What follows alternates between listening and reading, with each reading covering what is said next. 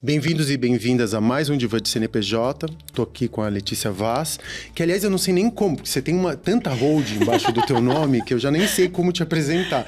Eu sei que você trabalha com consultoria, você dá palestra, que eu já vi os seus conteúdos também no Instagram, você tem tua marca, né? Sim. LV. Isso mesmo, LV Store. E como que começou tudo isso, Letícia? Antes de mais nada, obrigado por você ter vindo, obrigado por você disponibilizar teu tempo. Obrigada, eu tô super feliz de estar aqui. Espero que os meus insights, assim, contribuam para as pessoas que estão assistindo. Vão contribuir com certeza. Mas eu comecei com 17 anos e eu comecei empreendendo por necessidade. Eu sou de Bragança Paulista, interior de São Paulo. Na verdade, eu nasci aqui em São Paulo, mas eu fui morar lá muito cedo. E eu queria fazer jornalismo. E eu queria fazer jornalismo aqui em São Paulo, na Casper Libero. Era o meu sonho desde criança. E aí, eu peguei e vim pra São Paulo pra começar a faculdade. Só que meus pais não tinham condição de pagar tudo. Tipo, a moradia, a alimentação, mais a mensalidade. Porque era uma faculdade particular. E eu comecei a comprar roupa no Brás e vender como sacoleira na faculdade. E pra amigas de amigas, assim. E eu sempre fui aquela amiga que as pessoas pediam dica de look. Como que combina a roupa e tudo mais. Então, foi o caminho mais fácil que eu achei. Peguei R$500 emprestado com meu pai. Fui no Brás, comprei um monte de roupa. Isso há 10 anos atrás, né? 11 anos atrás. E comecei a vender na faculdade. Aí eu fui criei um Instagram da marca. Isso na faculdade de jornalismo? Na faculdade de jornalismo. Eu entrei com 17. Não, eu tive que trancar no final do segundo ano, exatamente na metade. Eu comecei a vender, fiz o Instagram. Um grande diferencial, assim, foi que a gente teve e-commerce desde o momento 1. Então, não era muito normal, que nem é hoje, todo mundo ter uma plataforma de e-commerce. Porque não tinha nem conhecimento, nem acesso à tecnologia mesmo, há 11 anos atrás. E aí, eu criei um e-commerce, a gente começou a vender pra outros lugares, pra outras regiões. E eu gostava muito de jornalismo de moda. Então, eu estudava sobre tendências, eu lia muito. E eu via a tendência de cropped, que eu não sei se você sabe o que é, porque você é homem, né? Mas sabe, né? Lógico. Então, normalmente... Eu uso muito cropped em casa, tô brincando. Minha filha que usa. Mas normalmente os homens ficam tipo, que? Mas é uma blusa curta. E eu vi essa tendência e eu fui pra comprar, eu fui procurar. Eu morava na Paulista. Então, eu fui nos 2 shoppings, fui em várias lojas e eu não encontrava o cropped pra comprar. Aí eu falei pra minha mãe, vamos... A gente corta costura e vê o que dá. Eu vou numa festa e vejo que as pessoas falam desse cropped. E aí, eu mesma cortei, eu mesma costurei o cropped, que também não sei de onde veio. Assim, a minha mãe tinha uma loja de bebê. Então, fazia almofada de amamentação, lençol, kit de berço, essas coisas. E eu sempre vi minha mãe costurando. Eu via as pessoas fazendo. Então, meio que eu sabia o básico, assim. Aí, eu fui, cortei, costurei. Quando eu cheguei nessa festa, todo mundo queria o cropped, porque achou uma coisa muito diferente. Aí, eu comecei a pegar encomenda.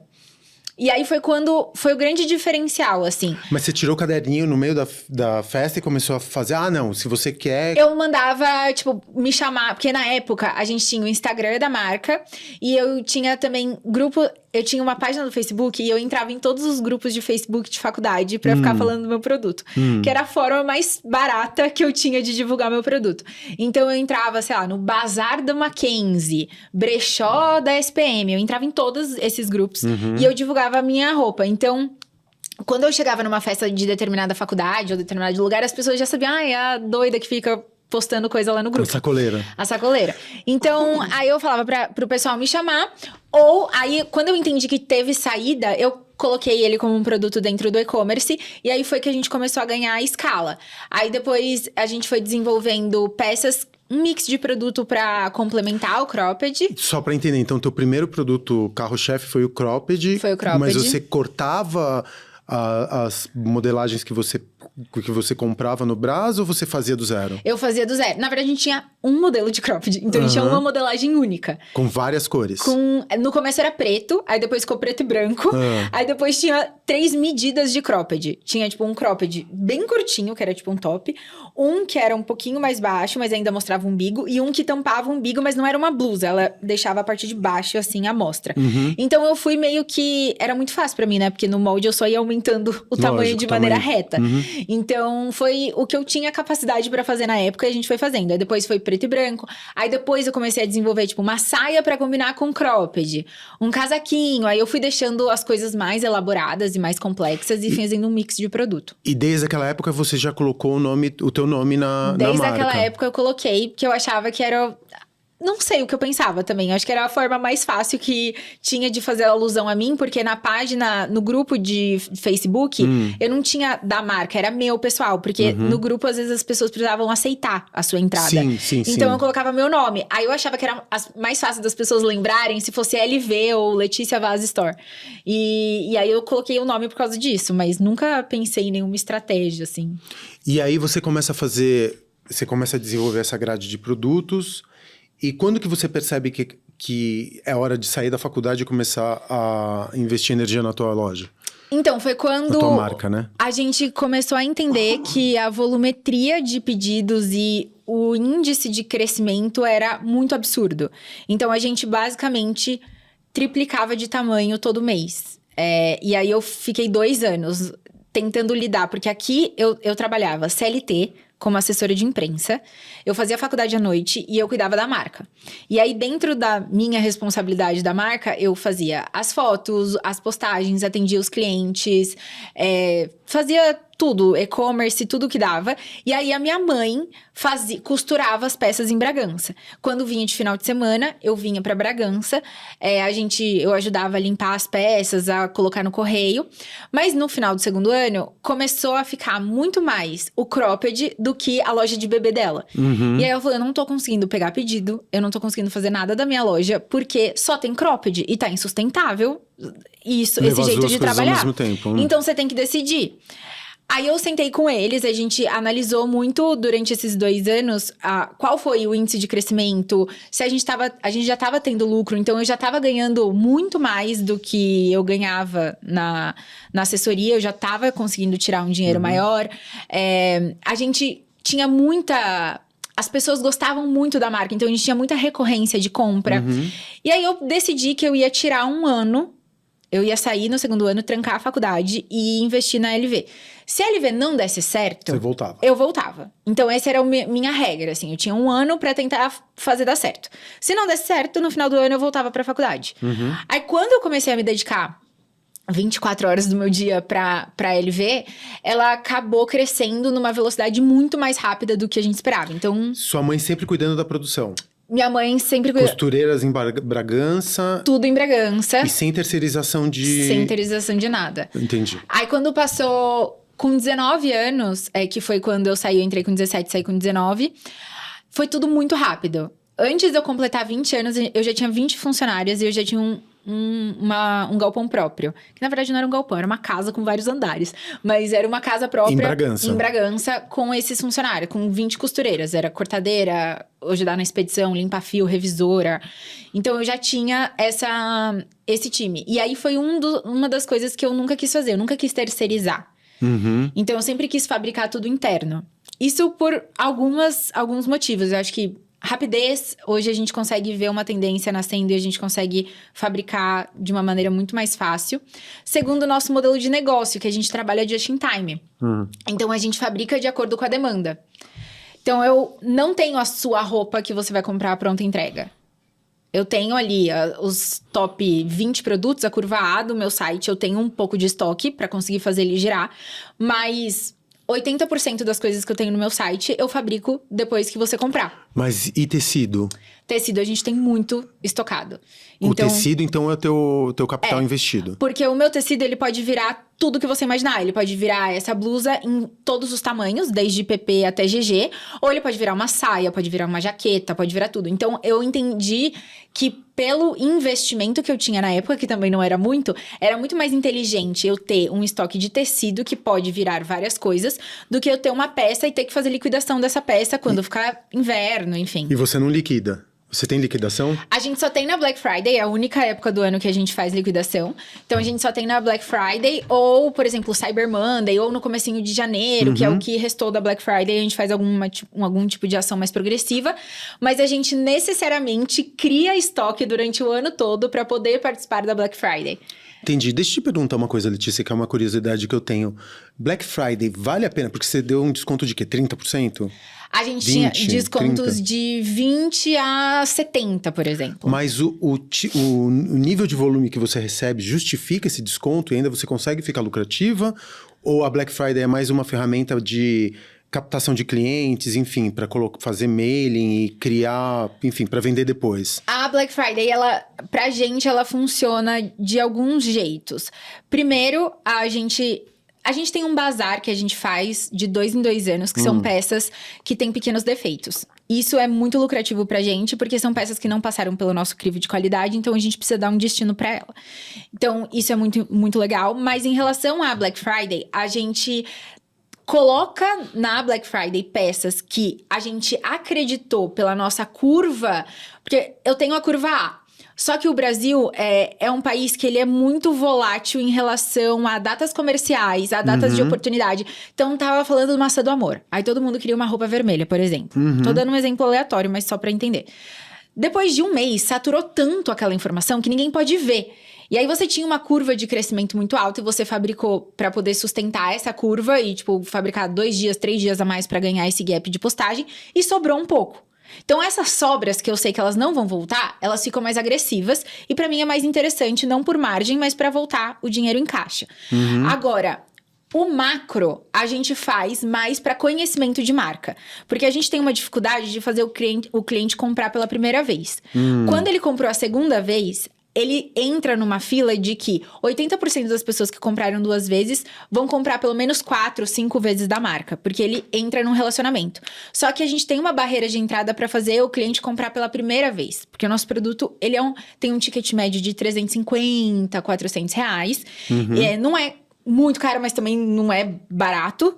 A gente tem outras marcas no mercado mais baratas. Então, a gente precisa fazer com que ele teste o nosso produto. Então, pra mim, é tanto fazer ele entrar no ecossistema da marca, a gente inserir ele no nosso CRM, a gente começar a fazer comunicações específicas com ele, quanto ele falar da marca. Porque durante a Black Friday, a gente percebe que existe um crescimento muito grande de conteúdos orgânicos, de compras que eu fiz na Black Friday, valeu a pena ou não. Então, às vezes, esse potencial de criação de conteúdo orgânica também vale a pena pra gente. Mas lucratividade, não tem. Então, o que você tem que levar em consideração é o marketing, é como se fosse um investimento de marketing esse desconto que você dá. Exatamente. Então, por exemplo, a gente decidiu não colocar dinheiro em tráfego durante a Black Friday. Porque a gente acha que, se a gente pegar esse dinheiro que a gente investiu em tráfego, a gente colocar dentro do desconto do produto, vai ser muito mais atrativo para o nosso cliente e vai gerar muito mais buzz de marca do que o tráfego, porque a gente já se vende sozinho. Tá, mas se o seu objetivo é conseguir novos clientes e você tá colocando, e você espera que esse cliente novo seja impactado pelo orgânico, como que você vai fazer isso sem tráfego? Porque a gente tem pessoas que entraram no nosso site, mas não compraram. Então, eles não são clientes. Então você chama de novo pro carrinho. A maior parte hoje das pessoas, a gente tem, sei lá, dentro do nosso site, não tem exatamente esse dado, mas 70% das pessoas que entraram no meu site não compraram. E eu já passei por todos os processos com ela. Ela já conheceu minha marca, ela já considerou meu produto, ela já entrou no site. Então, ela tá muito fácil de converter. Então, o meu foco é, ao invés de eu pegar um público extremamente frio, que eu vou mostrar um anúncio e ele vai falar, tá, mais um desconto de Black Friday. Eu pego esse dinheiro e eu vou pra alguém que já me conhece, já viu o meu produto, mas não teve coragem de comprar por algum motivo. Então, eu vou lá e coloco essa verba nisso. E aí, quando a gente não faz tráfego pra público frio. A gente faz mais remarketing pra quem entrou e não comprou. Entendi. E aí pra carrinhos abandonados e tudo mais. E aí você fala assim, agora você tá com 30% de desconto. Exato. A gente tagueia essas pessoas que entraram. E aí a gente oferece esses conteúdos orgânicos pra elas. E esses descontos mais agressivos pra elas. E normalmente por e-mail. Tem por tudo. A gente faz a parte de e-mail, mas dentro do CRM a gente tem comunicação por WhatsApp, a gente tem comunicação por SMS. E deixa eu te perguntar uma coisa, Letícia. WhatsApp... Eu não sei, você recebe muita oferta por WhatsApp? Eu acho tão invasivo. Não muito. Eu me sinto ofendido quase quando eu recebo uma comunicação por WhatsApp. Eu falo, é uma coisa tão íntima, porque o WhatsApp hoje é o nosso lugar, né? É o lugar onde você trabalha, onde todos os seus relacionamentos estão. Basicamente é um lugar muito íntimo e profissional. E aí, quando eu recebo alguma oferta de um produto no meu WhatsApp, eu fico eu bloqueio a pessoa e denuncio como spam. Eu fico ofendido mesmo. Eu falo, pô, aqui não, entendeu? Já o SMS já tá, né, contaminado por conta dessas mensagens. Mas meu WhatsApp é muito íntimo. E aí, de alguns anos pra cá, eu comecei a perceber que o WhatsApp tava virando uma grande ferramenta de Mas tem alguma publicidade. mensagem de alguma marca, por exemplo, que você receba e que você não se sente ofendido pelo WhatsApp? Porque o que eu acredito que aconteça é que as pessoas fazem a comunicação errada pra pessoa errada na hora errada. Então, o CRM, ele basicamente serve pra segmentar a sua base. Se você é um cliente meu que você é novo, eu não vou te chamar no WhatsApp. Porque você não tem maturidade de relacionamento com a minha marca pra eu te mandar um WhatsApp. Mas se você tá dentro de um segmento, de uma base de clientes, que são os campeões, os possíveis leais, os fiéis, que a gente chama isso, são nomenclaturas técnicas, assim, pra uma matriz RFM, que é o que acontece dentro de um CRM. Se você tá aqui, você não vai se sentir ofendido de receber uma mensagem minha, porque você criou um relacionamento com a minha marca e você espera receber novidades em primeira mão. Mas eu não fico ofendido quando é uma vendedora ou um vendedor. Por exemplo, tem uma marca que eu adoro aqui em São Paulo, que é a Dodge. Quando a vendedora da Dodge me procura, eu não fico ofendido. Você não porque gosta ela de me conhece. mensagem... Eu não gosto de mensagem automática. Então, o que acontece normalmente que as pessoas disparam é exatamente o contrário de um CRM. Quando as pessoas disparam a mesma mensagem para toda a base, tem esse sentimento. Quando eu faço mensagens personalizadas, e aí uma das estratégias que a gente usa? É caro também pra marca disparar mensagem de WhatsApp. A gente paga por cada mensagem que a gente dispara. Pela API oficial do WhatsApp. Então, você ter essa reação não é um prejuízo só, vamos dizer, emocional. É um prejuízo total pra todos os lados, entendeu? Então, o que a gente faz muito? A gente chama as pessoas para grupos. Então, hoje a gente tem clube, a gente chama de clube, LV Club, que são as meninas mais engajadas, que mais compram. E aí, a gente dispara uma mensagem pra elas, assim que elas passam, sei lá, completou 5 compras. Ela vai receber essa mensagem e vai falar: a partir de agora, você tem o direito de entrar no nosso clube. Aí, a opção dela, entrar ou não. Lá dentro é um clube aberto, um grupo de WhatsApp aberto, em que as meninas falam sobre tudo que você imaginar. Então, elas falam sobre o esmalte da unha, ir na balada, em qual balada vai, em qual balada não vai. Mandam fotos, vocês preferem esse sapato ou esse. Então Brasil inteiro. Então, vira realmente um clube. É como se você tivesse um grupo de amigas que o único motivo delas estarem ali ligadas é porque todas gostam da roupa da LV. Mas todas têm, assim, estilos diferentes, vontades diferentes, e elas se tornam amigas. Hoje, quantas pessoas tem nesse clube? A gente tem, em todos a gente tem 6.000, que é 1.000 em cada um. E aí a gente tem um mais restrito, que aí são para as meninas que mais compram mesmo, que a gente tem 1.000. Só que tem o meu WhatsApp, então eu fico em todos esses grupos. Mas que diferença isso faz na tua vida? Na LV? Não, na LV. Como que você frequentar mensagens disparadas por 6.000 pessoas discutindo para onde elas vão num sábado, muda a tua vida e muda a relação que você... Como que você consegue pra mim, tudo. Tirar insights dessas informações para colocar na marca? Tudo. Me dá um exemplo. Tudo que eu faço na LV é a partir desse grupo. Primeiro porque 80% da minha receita tá nesse grupo. Então...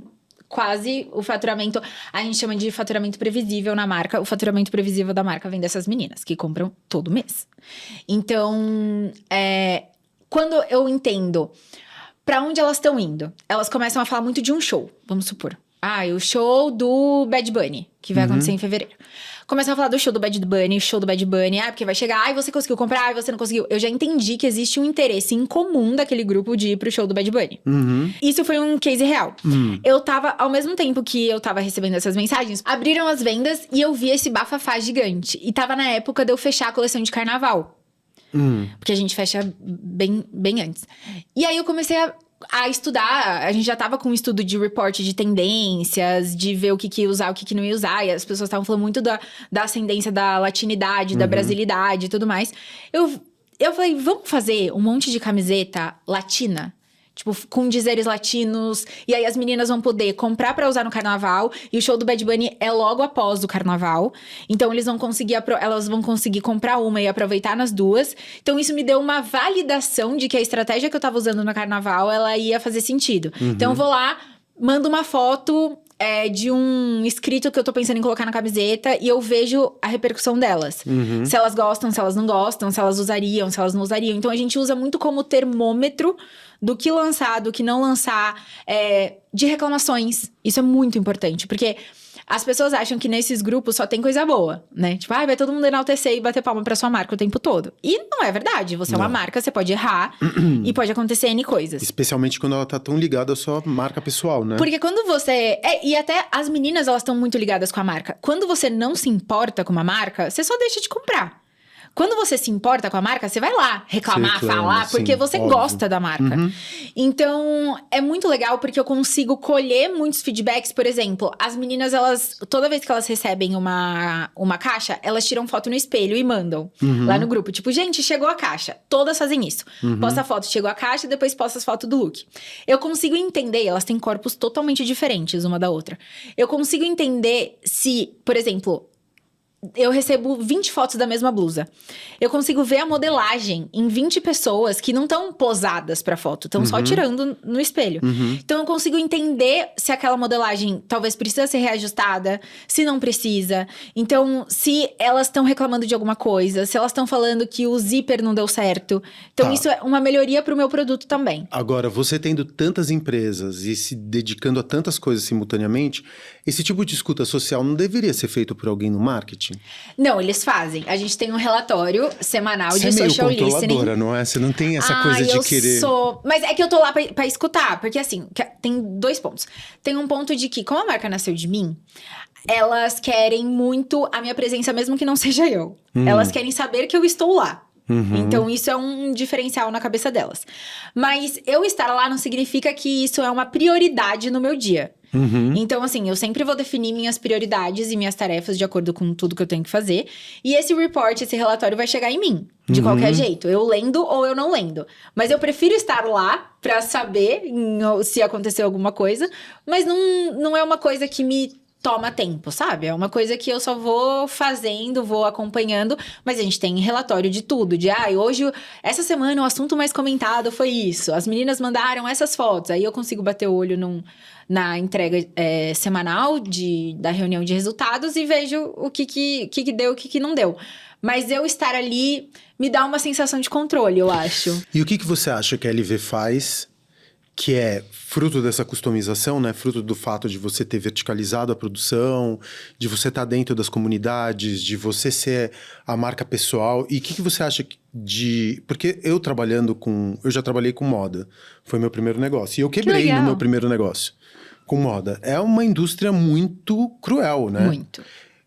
Principalmente por conta do estoque. Mas você já contou que você eliminou esse problema da tua cadeia porque você não tem estoque de peça, você tem estoque têxtil, né? Que outras inovações você criou na hora de você construir tua marca que você acha que são aprendizados que os grandes ainda não fizeram, não tiveram? Cara, eu acho que a coisa mais legal é o sob medida. A gente faz peças sob medida. Então... sob medida, quer dizer, a pessoa coloca... A medida dela. Então, assim, isso não de largura, de comprimento, tá? Mas isso tem um custo diferente? Não. O que a gente faz? Primeiro, a gente entrega com a barra feita. Então, isso é um diferencial muito grande. As meninas... Toda vez que eu vou pensar numa inovação para a LV, eu penso muito pro lado emocional.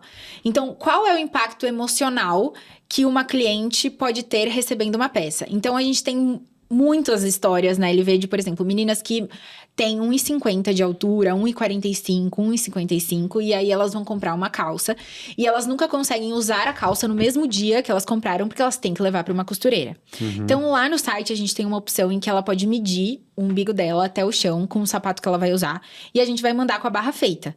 Então, ela não vai precisar fazer, ela vai poder usar no dia que ela quiser. Isso pode parecer uma coisa muito tonta e pequena. Não é. Mas quando ela chega e pela primeira vez em 25 anos de vida, ela veste uma calça que ela não precisa sair da casa dela, levar na costureira, a costureira medir, fazer a barra, voltar e talvez ir buscar outro dia, porque ela não vai fazer no dia, pagar por isso, eu já eliminei a maior parte da minha concorrência. Ela volta a comprar de mim sem eu ter que investir mais nada nela. O nosso LTV é muito grande. Então, isso foi um ponto. Outra problemática foi ao contrário. Tem meninas que são muito altas, tem 1,80, 1,85, e as calças todas ficam curtas. Então, ela pode fazer a mesma coisa. Ela pode medir do umbigo até o chão e mandar a medida pra gente. E a gente vai fazer no tamanho dela. Então, vai chegar certinho pra ela. Ela não corre o risco de comprar uma calça na LV e ficar curta. Então, essa objeção que ela tinha pra comprar em outros lugares, comigo ela não tem. Então, é obviamente que ela vai me priorizar. Em todas as vezes que ela tiver que escolher alguém pra comprar, ela vai comprar da LV. Então, isso é uma coisa... Essas duas coisas foram muito positivas. E eu acho que essa escuta ativa também teve um diferencial. Acho que 2 diferenciais. Primeiro foi que eu lancei um tamanho que chama Petit. É um tamanho menor que o PP. É pra quem veste 32 ou 34. E isso aconteceu porque a gente fez um evento físico e tinham muitas meninas que chegavam lá nesse evento com uniforme de escola. Então, elas estavam ali no ensino médio e é uma época muito problemática da vida da menina, porque ela não quer se vestir de criança, só que ela não tem corpo de mulher pra conseguir vestir uma roupa de adulto. Então, ela fica perdida e é um momento que ela tá querendo muito se expressar, assim, de ter uma identidade dela, de querer ter autoconfiança, enfim. E aí, eu via que todas as meninas pegavam o PP e devolviam. E elas não compravam. Elas iam lá, devolviam e iam embora. Aí, no segundo dia de evento, eu falei, vamos ficar no caixa, vocês, e eu vou ficar no provador. Eu fiquei na porta do provador. E aí, toda vez que eu via a menina saindo, eu falava... Por que você não gostou? Era alguma coisa do tecido, a modelagem? Ela, eu já tô acostumada, ficou muito grande em mim. Eu sou muito magra. E aí começou a repetir, várias vezes essa mesma reclamação. Aí eu voltei, a gente desenvolveu essa grade menor. E aí a gente pegou um nicho que até então, ele era muito pouco explorado pelos grandes magazines. Que eram essas meninas que elas querem se vestir, tão ali no ensino médio, querem se vestir igual adulto, roupa... calça de couro, body, cropped, mas não tem corpo pra isso. Então, a gente desenvolveu uma modelagem exatamente pra isso. E aí, é um público muito legal de trabalhar. Primeiro, porque o dinheiro é da mãe. Então, é muito bom, porque não tem problema nenhum. A mãe vai lá, compra absolutamente tudo. Acho que você é pai, você... Eu sou igual. Então, não tem problema. Chega o cartão... o cartão do meu pai. Aí passa lá. Exatamente a mesma coisa, É o cartão do meu pai. Então, eu acho que pra mim foi maravilhoso. Minha filha não vai chegar perto do teu site. Não, tô brincando. Pra mim foi maravilhoso, porque não tinha essa objeção que o pessoal que já tá na faculdade, por exemplo, tem. É que o dinheiro é muito mais controlado, porque tem muitos custos e tudo mais. Então, isso é muito bom. E tem essa questão emocional também. De que ela nunca se sentiu pertencente a lugar nenhum. Porque ela não pertencia a Lilica Repelica e não pertencia também a um grande magazine. Ela se sentia deslocada. Às vezes ela tinha que comprar roupa na seção infantil. Exato. E aí a roupa da seção infantil tem um monte de bichinho. Uma Hello Kitty. Exatamente. Cara, às vezes você não quer, sabe? Exatamente. Então... Foi o que aconteceu com a minha filha durante um período, assim. Não tinha lugar pra ela comprar. Exatamente. Aí a gente desenvolveu esse tamanho exatamente pra isso, pra atender esse público. E aí também veio muito dessa escuta ativa, tudo mais.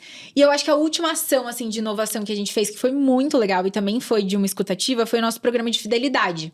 A gente desenvolveu um programa de fidelidade dentro da LV, que é com pontos, né? E são como se fossem cargos dentro da LV. Então, ela entra como estagiária de estilo e ela sai como diretora criativa. E dentro desses pontos que ela vai somando, ela vai desbloqueando recompensas. E aí, tem várias recompensas. A primeira, ela ganha uma consultoria de estilo personalizada. Então, a nossa funcionária de estilo faz uma reunião com ela para ela entender o corpo dela, para ela entender que peças que funcionam mais, o estilo dela, as cores, modelagens, tudo mais. Quando ela entra como estagiária. Quando ela entra como estagiária. Aí depois ela vem pro próximo etapa, assistente de produção, eu acho. Aí ela ganha um ticket, tipo um cartão dourado, de frete grátis por 1 ano. Então todas as compras dela automaticamente entram frete grátis. Aí vai subindo as categorias. E na diretora criativa, ela tem direito a desenhar uma peça junto com a gente, fotografar essa peça num shooting da LV e lançar essa peça pro mundo com campanhas e tudo mais, com o nome dela e com foto dela. quanto que você precisa gastar pra chegar no... Eu acho que é uns 100 mil. 100 mil pra ela chegar no cargo de Pra ela diretor? chegar, é. Cara, você compra 100 mil reais. Ah, minha filha, você não tá entendendo. Você não tá entendendo. Você jura? Juro. Porque o que a gente entendeu? A gente entendeu que, exatamente por essa dificuldade de conquistar o primeiro cliente, que eu já tinha falado, as pessoas, quando elas eram compradas com a LV, elas eram compradas com a LV num nível muito grande. Por quê? A gente atende o 360 dela. A gente tem pijama, a gente tem linha fitness, a gente tem roupa pra você ir na faculdade, pra você ir pra balada, pra você ir num casamento, pra você ir numa formatura. Então, as meninas viram o guarda-roupa inteiro acaba sendo da LV. Então, elas compram... A gente lançou isso em julho. Acho que foi em julho. Desse ano. Desse ano. A gente lançou em julho. A gente já... o marco foi 60... Foi 60 mil.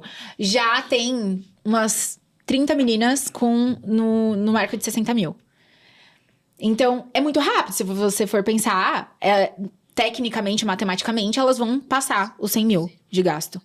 Então, é muito legal, porque elas são muito compradas. E isso gera também uma, entre muitas aspas, gamificação e uma competição interna. É um programa de fidelização que faz sentido. Porque você dá um status pra pessoa. E aí, elas querem sair com a bandeira de que elas são... Tipo, elas diretoras printam... criativas. Elas recebem um e-mail falando parabéns, você subiu de... Elas printam, aí elas mandam no grupo. Aí as outras mandam parabéns. Gente, é muito mais legal do que desconto. É muito mais legal do que desconto. Muito mais. Muito mais. E aí, até essa parte de... Tipo, até o frete grátis, que é um desconto... Eu me inspirei naquele... O McDonald's uma vez fez uma campanha com o Big Brother. Fez uma prova do Big Brother. E aí, eu não lembro quem foi que ganhou. Mas quem ganhasse, ganhava um cartão. Que toda vez... Que era um cartão mesmo de crédito, assim. Toda vez que ele fosse no McDonald's, ele passava esse cartão e a compra tava paga. Pro resto da vida dele. E aí, eu falei assim... Cara, é basicamente isso que eu quero fazer com a minha cliente. Mas qual é a maior objeção dela? Hoje é frete. Então, hoje, a maior parte da objeção de compra online é frete. Frete é muito caro, não vale a pena, ou demora, enfim. Quando eu tiro essa objeção e eu dou um cartão que ela vai postar, que ela vai mostrar, que ela vai falar, mesmo que seja simbólico, é muito legal, porque elas começam a elas mesmas contarem as próprias narrativas. Então, elas abrem o TikTok e falam, olha o que chegou na minha casa! Que massa! Então, é muito legal. Deixa eu te perguntar uma coisa, se a maior objeção é o frete, por que você não calcula o frete médio, embute no preço da peça e coloca frete grátis? Porque a gente fica uma concorrência um pouco desleal. Como assim? Em relação a preço. Porque nem todo mundo tem essa consciência de que... deu frete grátis, então é mais válido. Porque a gente tem um impacto maior na primeira olhada. Então, vamos supor, você tá procurando 2 blusas. Uma blusa custa 150, a outra custa 200. Então, quando eu olho na primeira objeção e elas são iguais, eu vou comprar na de 150. Eu só vou descobrir o frete na hora que eu fizer o checkout.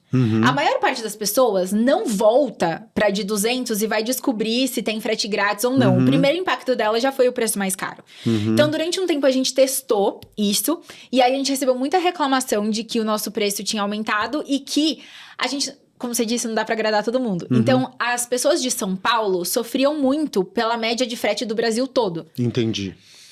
E grande parte dos nossos consumidores eram de São Paulo, né? São de São Paulo. Então, a gente acabou recebendo muita reclamação porque não fechava a conta no final do dia, assim. Se a gente for calcular o frete pro norte, pro nordeste, é muito caro. E aí, quando a gente vai diluir em todos os produtos...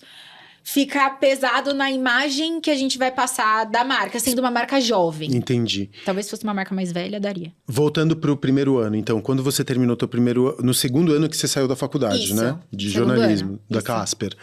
E quando que você se dá conta de que aquele é um negócio que você precisa investir tua energia, porque você já estava começando a ganhar dinheiro? Porque eu imagino que muitas dessas meninas, muitas dessas consumidoras, elas têm uma adoração por você, pelo teu estilo de vida. Eu vejo você nas redes sociais e você posta muito sobre o seu dia a dia, né? Sim.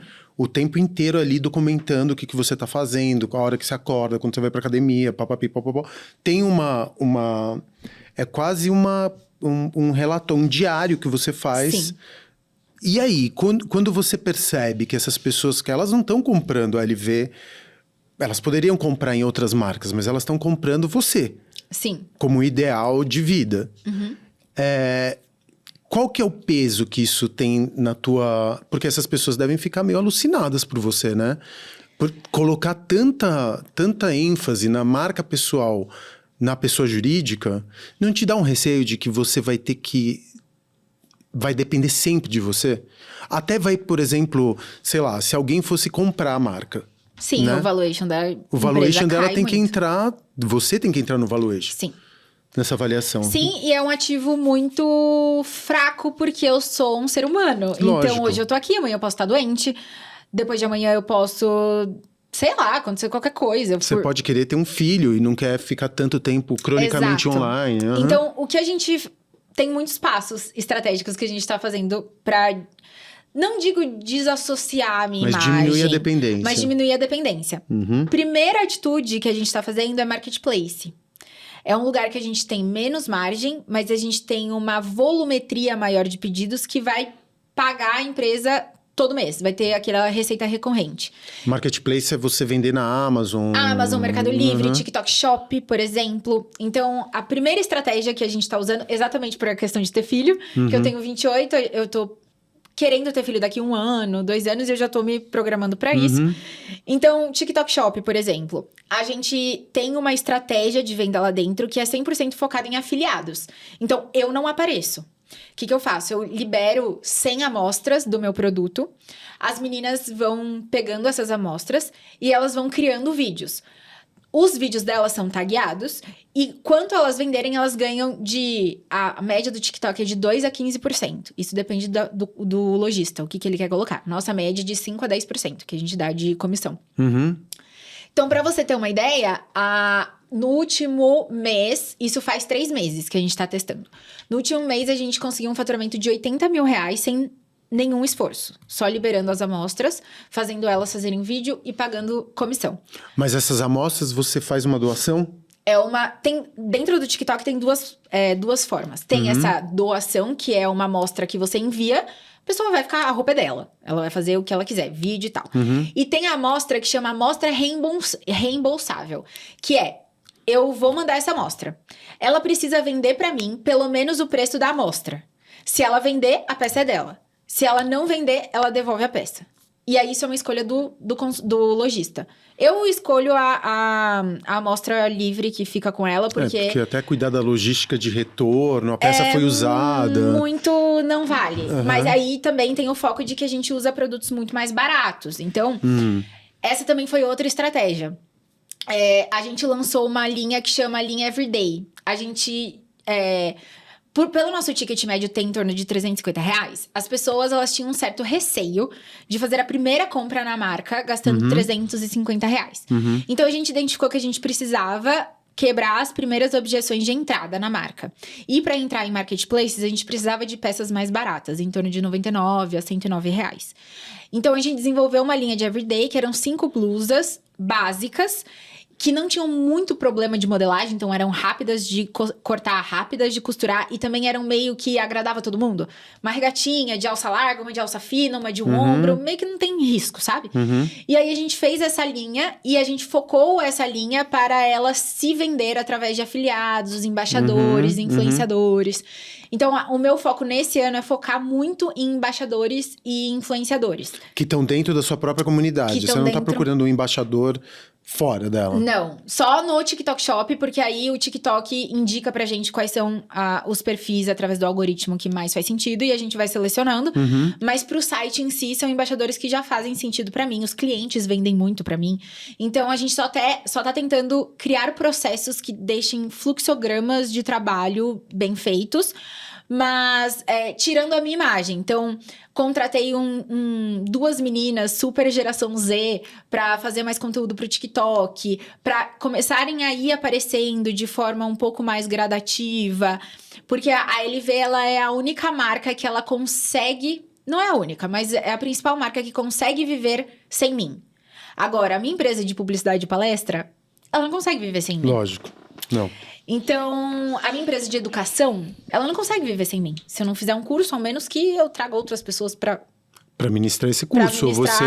O curso, e eu sou a curadora. Mas as pessoas dificilmente querem. Elas querem que a aula seja comigo. Então, eu tô meio que focando em deixar a LV andando sem a minha imagem. E aí, durante esse período de maternidade, enfim, eu ficar com essas coisas que são necessariamente a minha imagem. Que é publicidade, palestra, mas reduzindo o escopo também. Hoje em dia você faz o quê? Você tem a LV, você tem a empresa de publicidade e palestras, você tem a empresa de curso para pessoas que querem começar a trabalhar na indústria da moda. É isso, eu tenho o Moda Lab, que é só focado pra moda.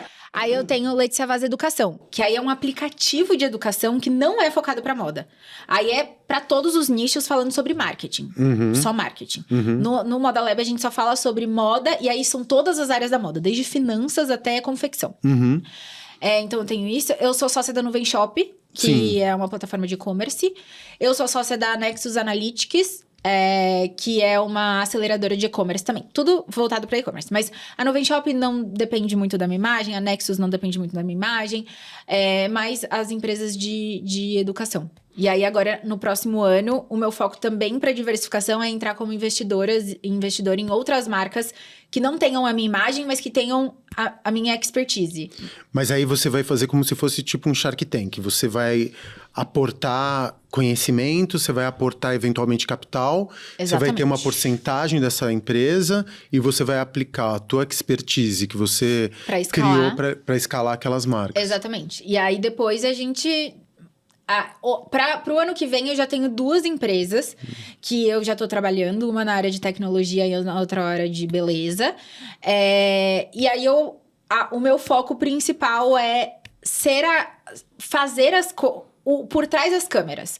Então, eu já passei por muitas coisas. Já fiz muitas coisas certas e muitas coisas erradas.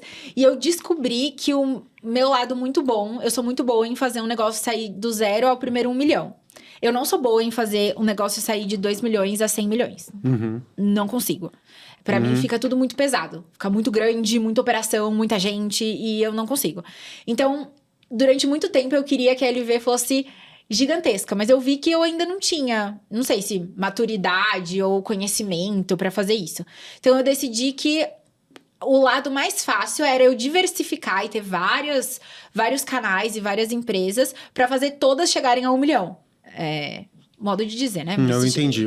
Essa escala menor. Eu também prefiro fazer as coisas menores, sabia? Eu não tenho vontade de ter um negócio assim que seja multimilionário. Dá muita dor de cabeça. E ele perde um pouco. Ele perde você. E os negócios que a gente tem, grande parte das vezes, são uma maneira de você se exprimir no mundo, né? São você. Nesse sentido. Sim. E aí, a partir do momento que você vai e vende, ou você hipertrofia esse negócio que ele fica... Você escala ele e tudo mais, você vai se diluindo ali dentro. Exato. Aí você tem que colocar um CMO, um CEO, um CTO. Aí você já começa a falar quem que eu sou aqui, o que eu tô fazendo aqui dentro. Então eu vi que, pra mim, na LV a gente tomou essa decisão de não seguir. Então, foi uma decisão muito arriscada, porque quando você fica fora de grupos, de grandes grupos, você perde muita capacidade e capilaridade, né? Tanto de comprar tecido muito mais barato, tanto de ter distribuição muito mais fácil. Mas eu não ia ter propósito, e aí eu ia ser muito infeliz. Então, eu decidi pelo outro lado. Que eu acho que não tem certo e errado, é só o que significa pra cada um. Hoje, a LV, qual desses negócios é o maior em faturamento? É a loja? Eu acho que é a LV ainda. A LV, mas o mais rentável, eu suponho que seja palestra Na verdade, a LV hoje, ela tem um faturamento de 12 milhões. Mas é um varejo de moda. Então, a margem, ela é muito, muito baixa. Quando a gente vai falar sobre a empresa de publicidade, de palestra, de educação... A margem é altíssima. A margem é muito alta, 90%, exatamente. 95% de margem. Mas o faturamento, ele é muito menor, porque ele não tem essa tangibilidade física de que vou comprar e vou receber um produto, né? E depende só de mim. Então, acho que um complementa o outro. E eu falei hoje, eu dei uma entrevista antes de vir pra cá. E aí eu falei exatamente sobre isso. Sobre como é muito inteligente você ter negócios que são inversamente proporcionais. Então, se um negócio é muito custoso, porque você tem uma fábrica de moda, é muito custoso. Tanto financeiramente... Você precisa a contramedida pra balancear isso. Você precisa de alguma coisa que seja mais fácil. Entre muitas aspas, fácil, mas... mais fácil. Menos processual. Uma coisa que te dê mais margem. Uma coisa que te dê mais escala. Então, eu sempre vou trazendo esses esses negócios e eu vou juntando esses negócios que eles se complementam e se compensam. Então, por exemplo, eu vou investir ano que vem numa empresa de beleza, que também é um varejo, não é tão fácil assim, mas ao mesmo tempo eu vou investir numa empresa de tecnologia, que aí vai me dar escala e vai me dar uma margem muito alta. Então, a gente vai equilibrando, assim. Mas hoje em dia, você trabalha quantas horas por dia, Letícia? Se você tivesse que fazer um cálculo. E sendo sincera, umas 12 horas. Porque eu acordo mais ou menos umas 5. Mas isso daí é tipo de mim. Eu não funciono à tarde e à noite. Vai chegar tipo, sei lá, 6 horas da tarde. Já foi a minha vida. Eu não consigo pensar, eu não gosto. Então eu acordo às 5, aí eu resolvo algumas coisas às 5 horas da manhã, enquanto eu tomo, tipo, um café. Eu resolvo coisas que eu gosto de estar muito concentrada. Então, sei lá, cursos, eu só escrevo esse horário. Porque é um horário que ninguém tá acordado. Você tá 100% focada, ninguém vai falar com você, ninguém vai falar nada pra você. Então, os cursos eu escrevo esse horário. Coisas mais importantes, assim. Aí eu vou treinar, volto, tomo café, tomo banho, me arrumo. Aí eu começo a trabalhar umas 8h30. E aí eu vou até umas 6h30, por aí. Mas aí trabalhando, digo, sei lá, tanto com gravação, quanto com reunião, quanto com lançamento de coleção, tudo. Então, acho que daria umas, sei lá, 10 a 12 horas. E você tem coisas que você não consegue... Tudo que você faz, só você pode fazer nessas 12 horas? Ou você poderia terceirizar alguma coisa, alguma carga do teu trabalho? Porque você vai só colocar mais coisa na tua frente e daqui a pouco vai chegar um filho. Então, o que a gente tá fazendo... Segundo você me contou, né? Sim, vai chegar, né? Oxalá. Vai chegar um filho. Oxalá, vamos escrever isso daí. Amém. Mas o meu problema é que hoje ainda dependo muito de gravação. E aí, enquanto não inventarem uma inteligência artificial, que eu vou mandar o roteiro e ela vai gravar pra mim, eu tenho que gravar tudo. Mas você tem roteiristas, ou você grava? Não, eu tenho... Você roteiriza tudo? Não, eu tenho roteiristas. Eu gosto de fazer coisas orgânicas, eu não escrevo roteiro. Eu ligo a câmera e falo. Sim. Mas porque eu já faço isso há muitos anos. Agora, publicidade e tudo mais, eu não toco nada. Então, eu não sei se emitiu a nota ou não. Eu não sei se o cliente... O que o cliente tá falando. Eu não sei a data que vai publicar. Você tem agência ou não? É tudo não, dentro? São eles. A Esté é meu comercial. Então, ela faz todo o atendimento, logística e tudo mais. E o Léo é meu social e roteirista. Então, ele faz tudo. E a gente tem a nossa editora, filmmaker. Então, eu não faço nada. É basicamente, quando a gente vai gravar publicidade, eu só apareço. Linda, linda, linda. Tipo, hoje. Eu não sei exatamente o que eu ia fazer, entendeu? Elas falaram, o motorista vai passar te buscar 5 horas da manhã, que eu saí de casa. E é isso. Durante muito tempo, eu fui uma pessoa muito problemática com isso. Eu queria fazer tudo. Eu não deixava o Léo pegar roteiro. Eu não deixava fazer nada. Então, eu ainda não sou a pessoa perfeita. Eu ainda sou meio chata com essas coisas. Mas eu tô tentando deixar as pessoas errarem. Antes, eu acho que eu fazia antes... E criarem também, né, Letícia? Pra elas poderem também fazer fazer o trabalho delas do jeito como elas sabem fazer, né? Com autonomia, porque a gente não é especialista em tudo. Exatamente. E você me parece muito confiante também. Quando você tá fazendo as suas coisas, você me parece muito segura do que você tá fazendo. Sim, e muito segura do meu time, assim. Eu acho que se eles fazem alguma coisa e eles acham que tá certo, eu vou com eles até o final. Exatamente. De tá certo. E uma coisa que foi um diferencial muito grande pra gente foi a criação de processo. Então, como eu comecei muito nova... Pensa que com 19 anos eu tinha 20 funcionários que eram costureiras de 50 anos. Então, assim, elas olhavam pra minha cara e falavam, o que essa menina... Quem que é essa fedelha? O que essa menina tá falando? Piveta. O que ela tá fazendo? Ai, nem vamos ligar pra ela. Toma uma boneca, tó. Vai brincar. Vai brincar de moranguinho. E aí, eu comecei a entender que eu precisava criar processos que as pessoas cumprissem sem eu necessariamente ter que pedir a todo tempo. Porque se eu tivesse que pedir a todo tempo, primeiro, eu ia ter que passar minha vida pedindo. Segundo, elas não iam fazer. Porque eu era muito nova e elas não me respeitavam. Então, eu comecei a ter a percepção de criar processos e fluxos e organogramas desde muito cedo. Então, eu imprimia... E colocava nas paredes de todos os lugares, tipo, quais eram os processos que deviam ser seguidos, quem tinha que responder o que pra quem em organograma, fluxograma de um pedido foi recebido, o que você faz depois disso?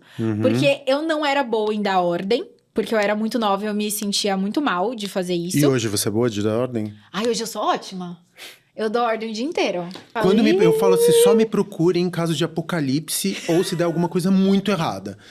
E o que acontece é que eu acabo resolvendo, o meu trabalho é resolver bomba. Exatamente. Aí você fica muito bom em resolver BO, tanto que Eu só resolvo BO. na sua vida pessoal, tipo, você resolve BO, acho que... BO pra mim é como com farinha. Exatamente, eu também sou assim. Nada me abala. Eu sou exatamente assim. Nada me abala. Hoje na madrugada, 3 horas da manhã, acordei, minha casa tava... Eu tenho um negócio que chama zip, que ele entra na piscina e veda a piscina e sobe. Ele é tipo uma persiana. Tava tudo caído dentro da piscina. Por causa da chuva. Desparafusou. Perdi as capas das minhas espreguiçadeiras. Uma espreguiçadeira dentro da piscina. O umbrelone no vizinho. E aí eu falei, vou me maquiar e vou pra São Paulo. Alguém vai resolver isso. Aí o meu marido me ligou falando que...